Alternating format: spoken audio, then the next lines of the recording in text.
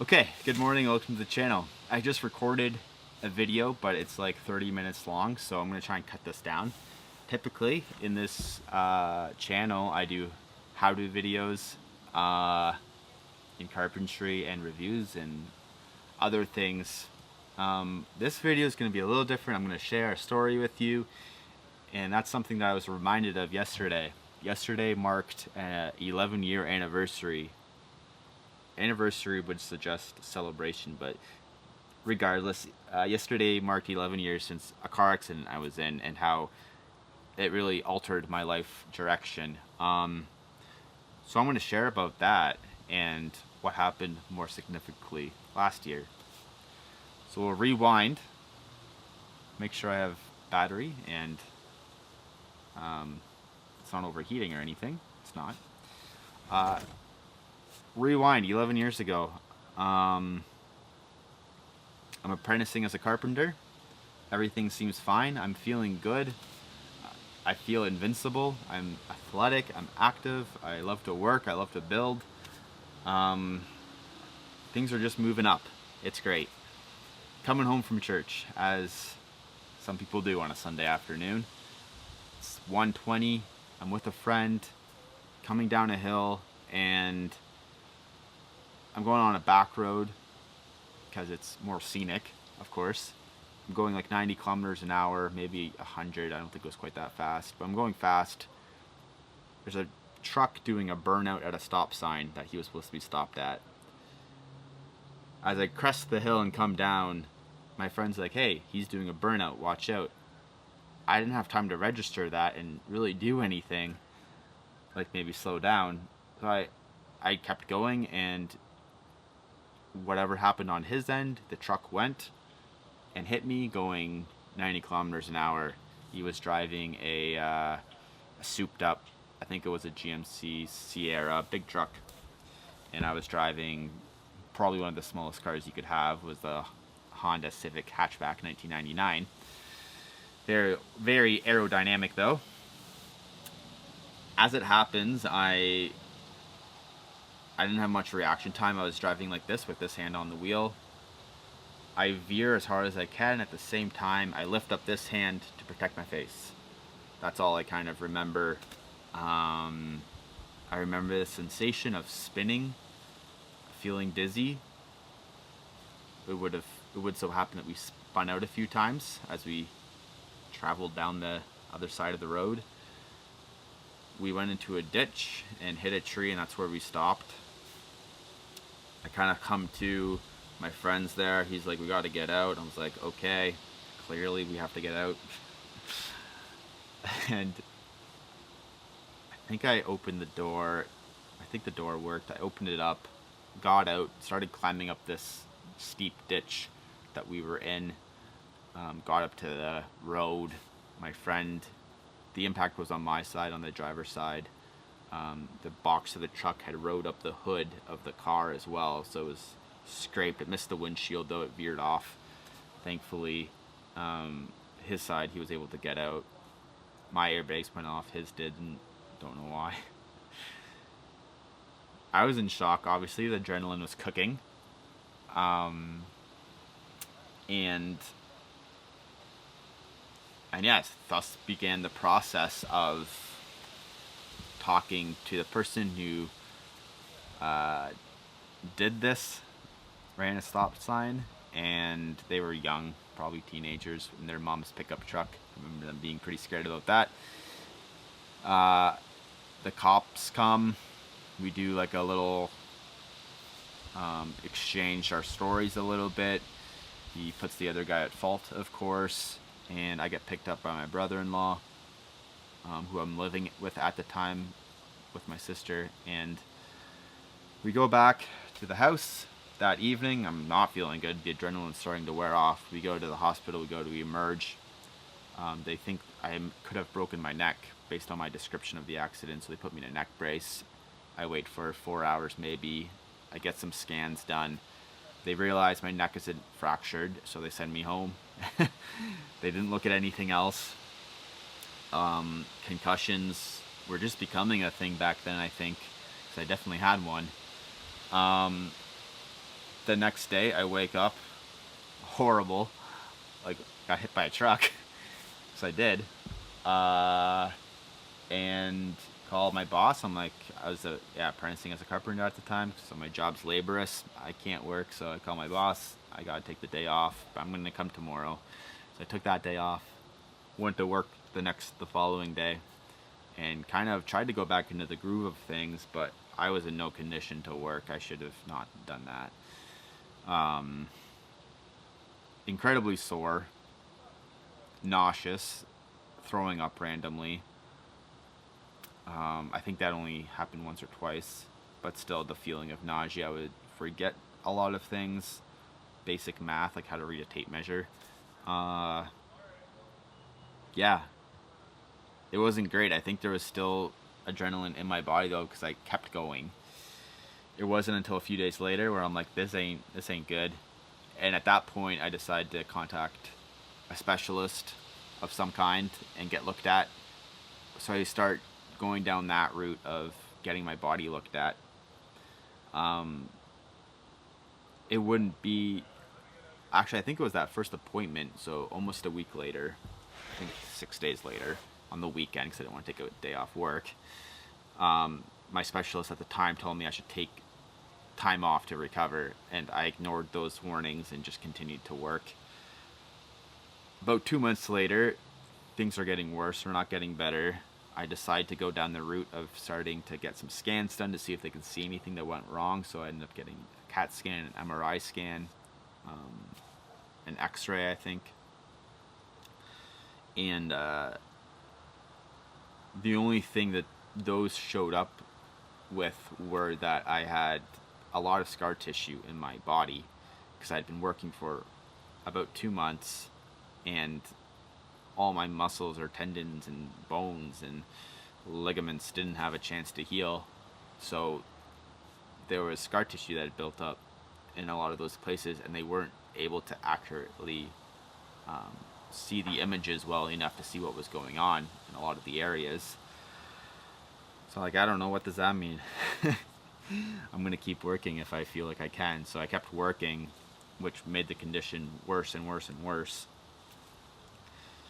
About 4 months after the accident, I think it was about 4 months, maybe 5 or 6, I got an opportunity to go to trade school, which is 2 months. So I knew I could go, if I get called up, which I did, I could go do this apprenticeship, not work for 2 months, and heal up in that time. And if I come back from that and I still am in pain, then something's gonna have to happen. So I go to trade school, come back, and like the first week back, I remember not being able to hold a 4-foot level above my head. I remember my trainer being like, shouted at the other apprentice, like, help him. Like, I need help to hold up a level. What the heck? The end of that week, I think it was, I was doing a painting job because I was back to light duty, and I couldn't lift the paintbrush over my shoulder. I couldn't hold it. I just had no strength. Something was just not making connection. And that's when I knew I needed to take more time off. So at that point, I took 6 months off, got reevaluated, ended up taking another 6 months off. Yeah, so the result of the accident, they weren't fully able to know. They think that I broke one rib, if not a few, if not fractured a few, because of the impact of the airbag hitting my arm and twisting my whole body. There was severe whiplash to most of my right side. They weren't able to see if anything was torn because of the scar tissue and because I had got that looked at a few months later. I had pretty bad, 3 vertebrae got damaged pretty bad in between my shoulders. That would be a source of pain for the coming years, as well as where those ribs probably broke free from the spine, kind of. There was a lot going on there too, so a lot of technical terms I don't fully remember, but what I do remember is the pain. I was in so much pain for months. I don't know, not many people knew it because I didn't want to make a fuss. That was on me. I should have made some noise and got it looked at properly, but Yeah, there was countless nights where I would just be crying because I was in so much pain I wouldn't sleep. Um, that would be back to back to back nights of just so much pain. After I stopped working and had basically a year off of work after my trade school, um, a bit less physical pain, but way more emotional and mental pain because I couldn't do anything I loved doing. I was so active, and all of a sudden I couldn't do anything, not even work. Although I did because I had to pay some bills. But yeah, those were dark times, and it sucked. And the amount of pain I was in sucked. The physical pain slowly subsided. Every now and again, it would flare up, and I would get back spasms, which my three discs would bulge and start coming out, and I would have to take a month off and just not do anything because I couldn't even walk. That happened 3 or 4 times. Um, this continued on throughout the years. A bunch happened. Obviously, it was a decade of my life.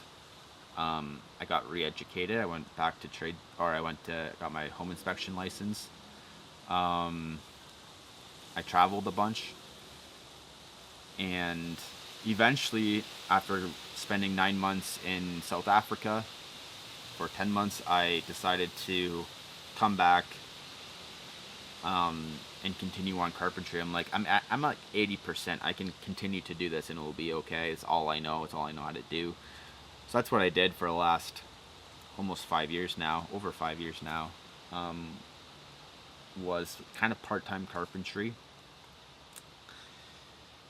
Some flare-ups in my back still, maybe once a month. There's a lot of limitations I couldn't do, like sports were just a no. I hadn't done any sports in like 10 years. Just not worth the risk. Last year, the best day of my life was when I married my wife on May 26th, and that was in 2023, so we're just past a year now. In those first few months of early marriage, she was working on some licensing stuff for what she does, and we had just moved into a new place. I was doing renovations at the place. So it was a fun summer. We had free time. My wife at the time had heard of this lady from the States, the West Coast, that had a church and a ministry of healing and deliverance. And this is where it might get a little weird for people if you're not Christian or don't even know what that means or get the heebie-jeebies when you hear that. I'm sorry that you do, and yeah, it's understandable, a lot of it. This woman pastor would go online and give sermons, like live sermons online, and afterwards she would do like a live stream, and if people had prayer requests, she would pray. And there was one particular time where my wife was tuning into this. I had gone to bed. My battery's about to die. I had gone to bed. I was sleeping, and my wife was doing the live stream version. She felt prompted to ask for healing for my back, pray over my husband's back. She steps out in faith and does that. I'm sleeping at the time. I am in this weird state of being asleep, but I remember having my body twisted in such a weird way. It was like being contorted, and I was like in and out of consciousness, like in and out of sleep almost as this was happening. This is really weird. I'm sleeping and I'm not. Why am I feeling like someone's yanking on my arm and like basically redoing the motion of the accident? Wake up the next morning only to find that my wife had prayed or asked for prayer for my back. This lady had prayed, and God healed my back, like just like that, which is hallelujah. That's amazing. I had been prayed over before in those 10 years multiple times. I had faith that I would. I'm a Christian. I believe in Jesus. I believe he has the power, and his name has the power over pain and death and sickness. But it had never worked except for that one time. And after testing it throughout the weeks and the months, none of that pain came back. There was one time about 3 months after that prayer, the pain started to come back to those 3 vertebrae where the isolated pain was, but it would stem out to my arm. It would numb my arm, numb my leg. It was bad. And I recognized it coming back. I recognizing it being the source from the accident. And I was just like, no, in Jesus' name, that's not going to happen. That's not going to continue on. And it stopped. And since then, for the last 6 months, there's been no incidences where that pain of the accident has come back. I wanted to share this as an encouragement to those, and it just came up yesterday because it was the 11-year anniversary, and I was just like, God, I'm so thankful that you healed me. My salvation, I knew, never depended on that healing. I knew where I was with God, and that was great. But just his love and mercy just extended out through my wife, through faith, that healing would come, and it did. And I'm just so thankful. And for anyone who's struggling with pain, and not even like the physical pain was one thing, but the emotional and mental pain was a whole nother level of just feeling isolated and dark and alone. If you are experiencing that, whether you're a Christian or not, just call on God, because he's listening. I look back and I'm just like, Jesus was right beside me all of those times beside my bed when I was just crying in pain. He really was. So he is there. He's right next to you, and he loves you. And yeah, he's there. And I'm sorry if you are experiencing pain. It sucks. All right, that's gonna do it for this video. Thanks for watching, and I will see you in the next one, if there is one. We'll see.